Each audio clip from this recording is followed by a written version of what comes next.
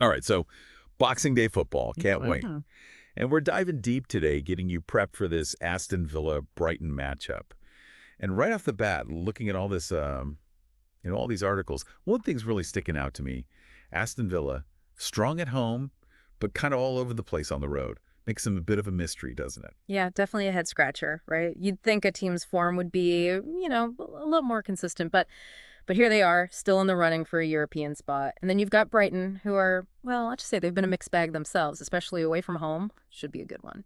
You mentioned Aston Villa's home record, and wow, it's impressive. Just that one loss in their last 12 at Villa Park across all competitions.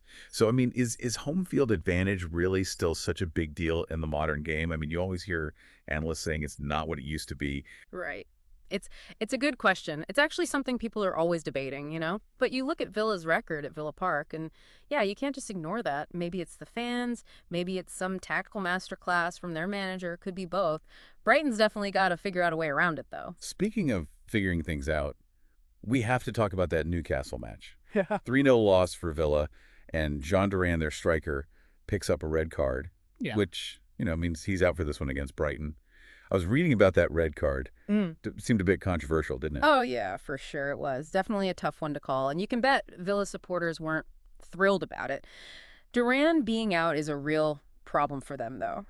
He's been so important to their attack. So now the question is who fills his shoes Mm. and can they change things up tactically to make up for him not being there? Another loss here could really shake their confidence. Yeah, 2 losses in a row. That's never good for momentum. And Brighton, well, they haven't exactly been setting the world on fire lately, especially away from home. They've actually lost 3 in a row on the road against Aston Villa, including that 6-1 thrashing last season. I bet that one still stings a bit, huh? Uh-huh. Yeah, 6-1. That's got to be one for the Brighton history books, not the kind you want to brag about. Yeah. But seriously, they've been in a bit of a slump, 6 matches now without a win, and Wow. some experts are saying maybe their playing style, that possession-based game, it doesn't work as well against teams that are like really good on the counterattack, and those are the kind of teams they often face on the road, so. Hmm. So even if they don't concede early on, like they usually do, their style might make it harder to actually win the game, huh?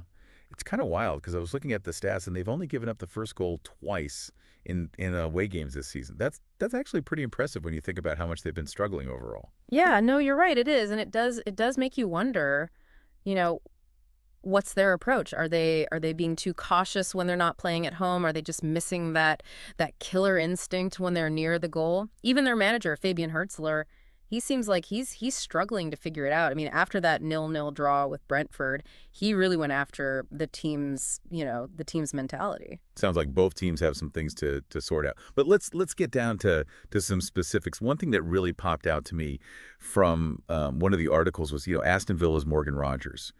The guy just loves to score early.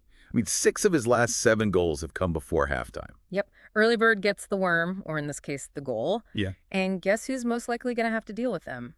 Brighton's captain, the one and only Lewis Dunk. Oh, now this is where it gets really juicy. Dunk's record against Aston Villa, it ain't pretty, haha. Only 2 clean sheets in 11 matches. Yeah, that's right. I mean, I bet Rodgers is feeling pretty confident going up against Dunk. This could be a real fireworks show right from kickoff. All right, so we've got Aston Villa looking to bounce back at home, Brighton desperate for a win, and then this Rodgers-Dunk showdown that could really set the tone for the whole match. What do you think? Is Villa's home advantage going to be the deciding factor, or can Brighton pull off the upset? Honestly, it's a tough one to predict. Both these sides, they have their strengths, they have their weaknesses.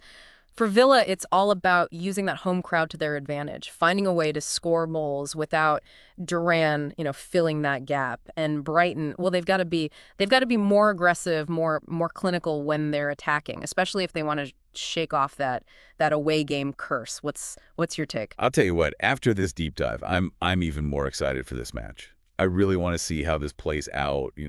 Will those early goals happen? Who's going to win the tactical battle? It's going to be good. Absolutely. It should be a great one. All right, folks, that's our deep dive. Now we want to hear from you. Drop your predictions in the comments. Who you got, Villa or Brighton? Huh? We'll be back soon with another deep dive, breaking down all